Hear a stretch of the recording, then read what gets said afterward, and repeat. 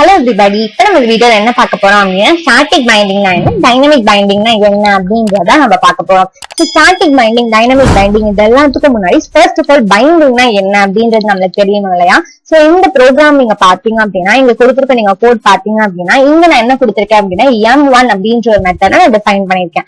அதே மாதிரி M2 அப்படின்ற ஒரு மெத்தட நான் டிஃபைன் பண்ணிருக்கேன். சோ இந்த ரெண்டு மெத்தடையும் வந்து எனக்கு என்ன சொல்லுவாங்க அப்படின்னா it is called as method definition. So இது என்னோட மெத்தட் டெஃபினிஷன், இது என்னோட மெத்தட் டெஃபினிஷன். ஒரு மெத்தட் நான் டிஃபைன் பண்ணிருக்கனால it is called as method definition. Okay, so இந்த ரெண்டு மெத்தடையும் நான் கால் பண்ணும் அப்படின்னா நான் எப்படி கால் பண்ணுவேன்? ஏதாவது ஒரு ரெஃபரன்ஸா வச்சு நான் கால் பண்ணுவேன். சோ நான் இங்க என்ன பண்ணிருக்கேன் அப்படின்னா ஆப்ஜெக்ட் டாட் M1 அப்படின்னு சொல்லி ஆப்ஜெக்ட் ரெஃபரன்ஸா வச்சுட்டு இந்த கிளாஸ் ரெஃபரன்ஸா வச்சுட்டு நான் வந்து இந்த மெத்தட் ரெண்டு மெத்தட்ஜியுமே வந்து நான் கால் பண்ணிருக்கேன். கரெக்டா? So x.m1 x.m2. சோ இந்த ரெண்டு மெத்தடோட எனக்கு என்ன பிரிண்ட் ஆகணுமோ அது எனக்கு பிரிண்ட் ஆகும். சோ இது என்னோட மெத்தட் கால், இது என்னோட மெத்தட் டெஃபினிஷன். சோ இதையே நான் சொல்றேன் அப்படின்னா இந்த மெத்தட் டெஃபினிஷனும் இந்த மெத்தட் காலும் பைண்ட் ஆச்சு அப்படின்னா that is called as binding. So method call என்ன ஆகும் அப்படின்னா it is binded to the method definition. So இதுதான் வந்து பைண்டிங் அப்படின்னு சொல்லி சொல்லுவோம். So association of method call, இது என்னோட மெத்தட் கால், இது வந்து எது கூட அசோசியேட் ஆகுது அப்படின்னா to the method definition. To the method definition is known as binding. So இந்த மெத்தட் கால் வந்து மெத்தட் டெஃபினிஷன் கூட அசோசியேட்டோ இல்ல ஜாயினோ இல்ல பைண்டோ இந்த மாதிரி ஏதாவது ஒன்று ஆச்சு அப்படின்னா that is called as binding. Okay, so இப்போ பைண்டிங் இருக்கிற ரெண்டு டைப்ஸ் என்ன பாத்தீங்க அப்படின்னா static binding and dynamic binding. So இதுதான் நம்ம என்ன இதுல என்னெல்லாம் நடக்குது அப்படின்றது பார்க்க போறோம். சோ இது என்னோட static binding and dynamic binding. இதுதான் என்னோட two types of binding. Okay, so first என்ன பார்க்க போறோம் அப்படின்னா ஸ்டாட்டிக் பைண்டிங். இப்போ நீங்க ஸ்டாட்டிக் பைண்டிங் பாத்தீங்க அப்படின்னா the binding which can be resolved at compile time by compiler is known as static or early binding. So நம்ம ஏற்கனவே பார்த்த மாதிரி நம்ம எதுல பார்த்திருக்கோம் அப்படின்னா நம்மளோட method overloading and method overriding கான்செப்ட்ஸ்ல நம்ம இதெல்லாம் பார்த்திருக்கோம் இல்லையா? சோ நம்மளுக்கு வந்து மெத்தட் ஓவர்லோடிங் எடுத்துக்கிட்டீங்க அப்படின்னா அது எப்ப நடக்கும் அப்படின்னா கம்பைல் டைம்ல தான் அது ரிசால்வ் ஆகும். கரெக்டா? சோ ஏதாவது ஒரு பைண்டிங் வந்து நம்மளுக்கு கம்பைல் டைம்ல தான் நடந்துச்சு அப்படின்னா that is called a static binding or early binding அப்படின்னு சொல்லி சொல்லலாம். நீங்க ஸ்டாட்டிக் பைண்டிங் அப்படின்னு சொல்லி அது சொன்னோம் அப்படின்னா நீங்க என்ன ஞாபகம் வச்சுக்கணும் அப்படின்னா அந்த பைண்டிங் எப்ப நடக்கும் அப்படின்னா நம்மளுக்கு கம்பைல் டைம்ல அது நடந்துரும். அது வந்து கம்பைல் டைம்ல ரிசால்வ் ஆயிடும் அப்படின்றது நீங்க ஞாபகம் வச்சுக்கணும். So the binding of static, private, final methods is compile time. இப்போ நீங்க ஸ்டாட்டிக் மெத்தட் எடுத்துக்கிட்டீங்க அப்படின்னா அதுவும் வந்து கம்பைல் டைம்லயே நடந்துரும். பிரைவேட் எடுத்துக்கிட்டீங்க அப்படின்னாலும் இல்ல ஃபைனல் மெத்தட்ஸ் எடுத்துக்கிட்டீங்க அப்படின்னாலும் இந்த எல்லா மெத்தட்ஸுமே வந்து நம்மளுக்கு கம்பைல் டைம்லயே நடந்துரும். ரன் டைம்ல நடக்கவே நடக்காது. ஏன் அப்படின்னு பாத்தீங்க அப்படின்னா ஏன் why is it compile time? ஏன் கம்பைல் டைம்ல நடக்குது அப்படின்னா the reason is that these methods cannot be overridden. இந்த மெத்தட்ஸ் எதுவுமே வந்து ஓவர்ரைட் ஆகவே ஆகாது. சோ இப்ப நம்மளுக்கு நல்லாவே தெரியும் ஸ்டாட்டிக் பைண்டிங் ஏர்லி பைண்டிங் வந்து ஒரு மோஸ்ட் காமன் எக்ஸாம்பிள் அப்படின்னு பார்த்தோம் அப்படின்னா மெத்தட் ஓவர்லோடிங். இது ஓவர்ரைடே ஆகாது. சோ ஓவர்ரைட் ஆகாத மெத்தட்ஸ் எல்லாமே வந்து கம்பைல் டைம்ல தான் வந்து நடக்கும் அப்படின்றதுதான். So it is called as static binding or early binding.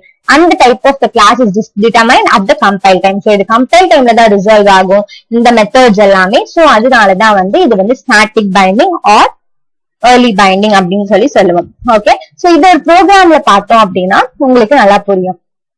So இங்க நான் ஒரு ப்ரோக்ராம் போட்டிருக்கேன் இல்லையா? சோ இது என்னோட பேரண்ட் கிளாஸ், அதே மாதிரி இது என்னோட சைல்ட் கிளாஸ். ஓகே, சோ இங்க நம்ம என்ன பாத்துட்டு இருக்கோம் அப்படின்னா static binding or early binding சொல்லலாம். சோ அதான் நம்ம பாத்துட்டு இருக்கோம். சோ நான் இங்க என்ன மெத்தட், இப்போ ஒரு ஸ்டாட்டிக் அப்படின்னா என்னோட மெத்தட் வந்து ஸ்டாட்டிக்கா தான் இருக்கணும். அப்போ எனக்கு வந்து இங்க நான் யூஸ் பண்ணிருக்கேன் மெத்தடும் ஸ்டாட்டிக் தான். அதே மாதிரி என்னோட சைல்ட் கிளாஸ் யூஸ் பண்ணிருக்கேன் மெத்தடும் ஸ்டாட்டிக் தான். என்ன மெத்தட் அப்படின்னா நான் இங்க வாக் அப்படின்னு யூஸ் பண்ணிருக்கேன், இங்க வந்து நான் வாக் அப்படின்னு சொல்லி நான் யூஸ் பண்ணிருக்கேன். ஓகே, சோ நான் இங்க எனக்கு என்ன பேரண்ட் கிளாஸ்ல எனக்கு என்ன பிரிண்ட் ஆகணும் அப்படின்னா system dot out dot println எனக்கு என்ன மெசேஜ் பிரிண்ட் ஆகணும் அப்படின்னா parent walks அப்படின்னு சொல்லி எனக்கு பிரிண்ட் ஆகணும்.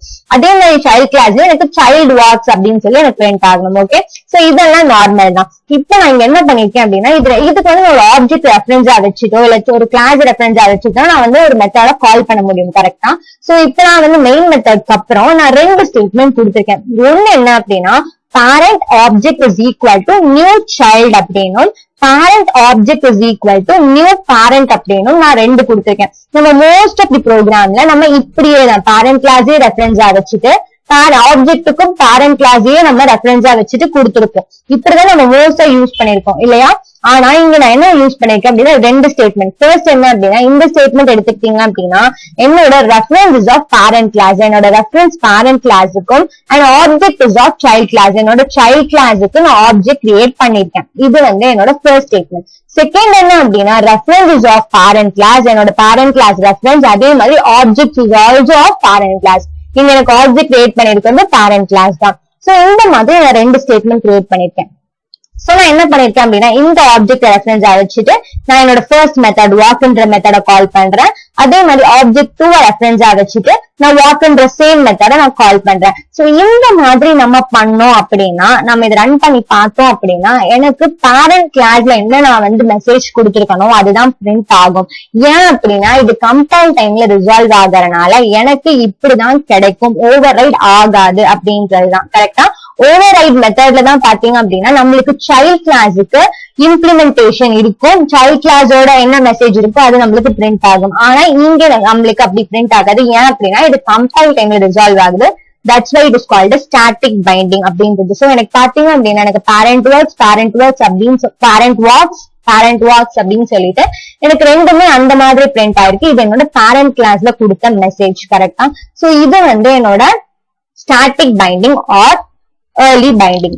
ஓகே, சோ செகண்ட் டைப் என்னன்னு பாத்தீங்க அப்படின்னா டைனமிக் பைண்டிங். சோ இங்க வந்து கம்பைல் டைம்ல டைனமிக் பைண்டிங் நடக்காது, ரன் டைம்ல தான் நடக்கும். அதனாலதான் வந்து இது டைனமிக் ஆர் லேட் பைண்டிங் அப்படின்னு சொல்லுவோம். ஏன் அப்படின்னா when compiler is not able to resolve the call or binding at compile time, compile டைமிங்ல அந்த காலோ அந்த பைண்டிங்கும் நடக்க முடியாத நேரத்துல ரன் டைம்ல நடந்துச்சு அப்படின்னா that binding is called as dynamic or late binding. Okay, so method overriding இதோட perfect example. So static binding பாத்தீங்க அப்படின்னா மெத்தட் ஓவர்லோடிங். கரெக்டா?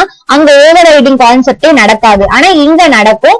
சோ இது வந்து dynamic binding. Okay, in overriding both parent class and child class have same method. ரெண்டுக்குமே வந்து same method இருக்கும், parent classக்கும் சரி child classக்கும் சரி. and in this case the type of the object determines which method is to be executed. So method overridingல என்ன ஒரு advantage அப்படின்னா அந்த object தான் வந்து நம்மளுக்கு எந்த மெத்தட் எக்ஸிக்யூட் ஆகும் அப்படின்னு சொல்லி நம்ம அந்த ஆப்ஜெக்ட் தான் வந்து டிட்டர்மைன் பண்ணும். அந்த ஆப்ஜெக்ட பொறுத்து தான் நம்மளோட மெத்தட் வந்து நம்மளுக்கு அவுட்புட்ல கிடைக்கும். சோ அந்த மெத்தட் தான் நம்மளுக்கு எக்ஸிக்யூட் ஆகும். சோ இந்த ப்ராசஸ் எல்லாமே வந்து ரன் டைம்ல தான் நடக்கும்.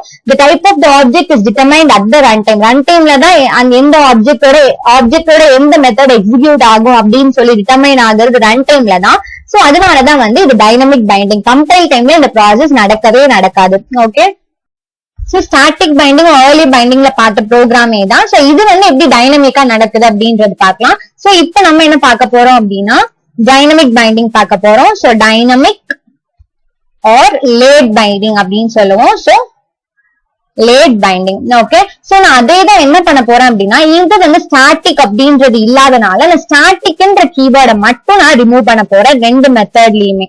ஓகே, சோ இங்கேயும் நான் ஸ்டாட்டிக்ன்ற கீவேர்டை ரிமூவ் பண்ணிட்டேன், இங்கேயும் ஸ்டாட்டிக்ன்ற கீவேர்ட் ரிமூவ் பண்ணிட்டேன். இப்ப இதே parent class same child class அதே தான். எனக்கு இந்த மெசேஜ் பேரண்ட் கிளாஸ்ல பிரிண்ட் ஆகும், எனக்கு இந்த மெசேஜ் வந்து சைல்ட் கிளாஸ்ல பிரிண்ட் ஆகணும். அதே மாதிரி நான் ரெண்டு ஆப்ஜெக்ட் கிரியேட் பண்ணிருக்கேன். இது வந்து ரெஃபரன்ஸ் பேரண்ட் கிளாஸ்ல இருக்கு, ஆப்ஜெக்ட் வந்து சைல்ட் கிளாஸ்ல இருக்கு. இந்த ஆப்ஜெக்ட் இந்த ஸ்டேட்மெண்ட் பாத்தீங்க அப்படின்னா reference parent class, object parent class. So இதை வந்து இப்ப நம்ம ரன் பண்ணி பார்த்தோம் அப்படின்னா சோ எனக்கு ஃபர்ஸ்ட் ஆப்ஜெக்ட்டுக்கு வந்து ஆப்ஜெக்ட் டாட் வாக் அப்படின்ற இந்த மெத்தடுக்கு இந்த இதுக்கு வந்து எனக்கு வந்து என்ன பிரிண்ட் ஆயிருக்கு அப்படின்னா எனக்கு சைல்ட் கிளாஸோட சைல்ட் வாக்ஸ் அப்படின்னு சொல்லி எனக்கு இது பிரிண்ட் ஆயிருக்கு. நெக்ஸ்ட் என்ன பாத்தீங்க அப்படின்னா ஆப்ஜெக்ட் 2 டாட் வாக் எனக்கு இந்த ஸ்டேட்மெண்ட் அதாவது parent class reference parent class object use பண்ணதுக்கு எனக்கு பேரண்ட் வாக்ஸ் அப்படின்னு சொல்லி எனக்கு ஃபர்ஸ்ட் மெத்தடோட மெசேஜ் வந்து எனக்கு பிரிண்ட் ஆயிருக்கு. சோ இந்த மாதிரி அதாவது ஆப்ஜெக்ட் தான் இந்த இடத்துல டைனமிக் பைண்டிங் ஆர் லேட் பைண்டிங்ல என்ன நடக்கும் அப்படின்னா ஆப்ஜெக்ட் தான் வந்து எந்த மெத்தட் எக்ஸிக்யூட் ஆகணும் அப்படின்றத டிட்டர்மைன் பண்றனால இதுதான் மெத்தட் இல்லையா, எந்த மெத்தட் எக்ஸிக்யூட் ஆகணும் அப்படின்னு சொல்லி டிட்டர்மைன் பண்றது வந்து டைனமிக் பைண்டிங்ல தான் நடக்கும். இது எல்லாமே எந்த டைம்ல நடக்கும் அப்படின்னு பாத்தீங்க அப்படின்னா ரன் டைம்ல தான் நடக்கும். இது கம்பைல் டைம்ல நடக்கவே நடக்காது. இப்ப நீங்க ஸ்டாட்டிக் பைண்டிங் பாத்தீங்க அப்படின்னா அது கம்பைல் டைம்ல தான் நடக்கும். அங்க பாத்தீங்க அப்படின்னா எனக்கு இங்க வந்து ஸ்டாட்டிக்ன்ற கீவேர்ட் யூஸ் பண்ணப்போ எனக்கு ரெண்டுமே பேரண்ட் வாக்ஸ் தான் எனக்கு பிரிண்ட் ஆச்சே தவிர சைல்ட் வாக்ஸ் அப்படின்ற இந்த ஸ்டேட்மெண்ட் எனக்கு பிரிண்டே ஆகல.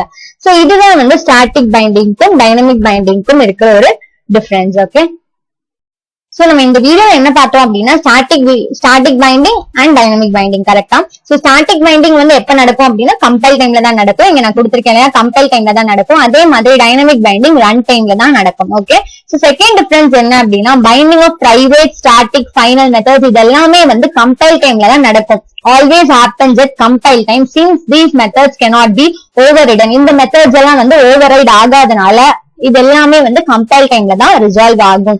So when the method overriding is actually happening, method overriding நடக்கும் போது reference of the parent type is assigned to the object of the child class type, then such binding is resolved during runtime. அதாவது எந்த object வந்து method வந்து execute பண்றது determine பண்ணும் இல்லையா, எந்த மெத்தட் எக்ஸிக்யூட் ஆகும் அப்படின்றது ஆப்ஜெக்ட் தான் டிட்டர்மைன் பண்ணுன்ற அந்த டைம்ல தான் வந்து மெத்தட் ஓவர் ரைடிங் நடக்கும். சோ அது வந்து ரன் டைமா இருக்கும்.